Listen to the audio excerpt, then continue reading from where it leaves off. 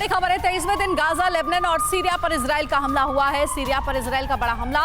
Israeli media के हवाले से बड़ी खबर, हमास जंग के बीच सीरिया पर भी हमला हुआ। सीरिया में एक सैन्य ठिकाने को निशाना बनाया गया।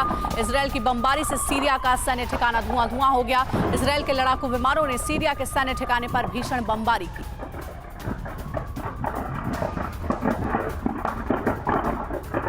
एक और बड़ी खबर, लेबनान बॉर्डर पर इजरायली सेना का हमला। आईडीएफ के लड़ाकू विमानों ने हिजबुल्लाह के ठिकानों को निशाना बनाया।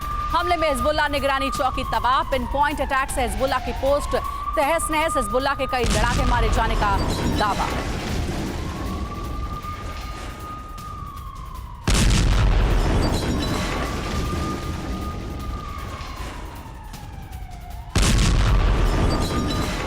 और दो बड़ी खबरें आपको बता रहे हैं एक साथ। सीरिया के ठिकाने पर जहां भीषण बमबारी की गई और हिजबुल्लाह के कई लड़ाकों के मारे जाने की जानकारी है। लेबनान बॉर्डर पर आईडीएफ ने किए एयर स्ट्राइक। सीरिया पर इजराइल का हुआ है बड़ा हमला। सीरिया से लेकर के लेबनान दोनों ही जगहों पर अब आईडीएफ एक्टिव है और वहां भी हमले किए जा रहे हैं।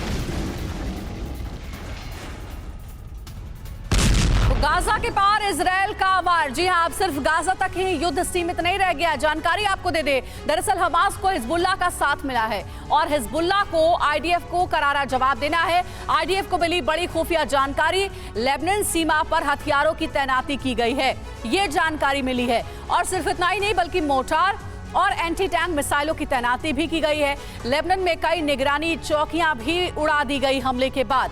हिजबुल्लाह के हथियारों के जखीरे का विनाश। शुक्रवार को भेजे गए आईडीएफ जवान जंग में अभी भी डटे हुए हैं।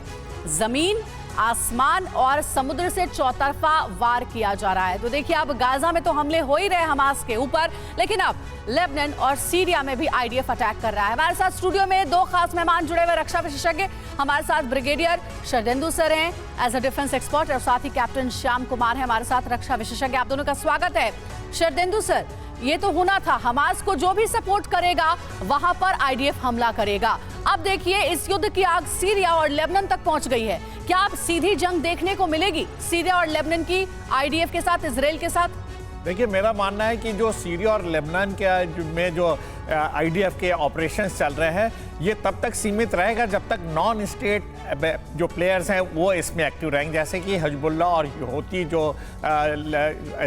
लेबनान से ऑपरेट कर सकते हैं या फिर जॉर्डन से ऑपरेट कर सकते हैं। जिस दिन से स्टेट प्लेयर इसमें इन्वॉल्व होते हैं, लेबनान या सीरिया का जो मिलिट्री है वो इसमें इन्वॉल्व होती है, तब ये युद्ध डिफरेंट लेवल पे जाता हुआ दिख रहा है। अदरवाइज जब तक ये हिजबुल्लाह और इस तक की छोट-मोट घटनाएं जो इजराइल ने अपने जो बॉर्डर को मोबिलाइज करके और जिस तरीके का डिप्लॉयमेंट किया है और जिस तरीके की निगरानी वाली पोस्टों को डिस्ट्रॉय कर रहा है, ये ऑपरेशन वहीं तक सीमित रहता है। लेकिन सर, हमले तो सीरिया और लेबनान के इलाके में हो रहे हैं ना?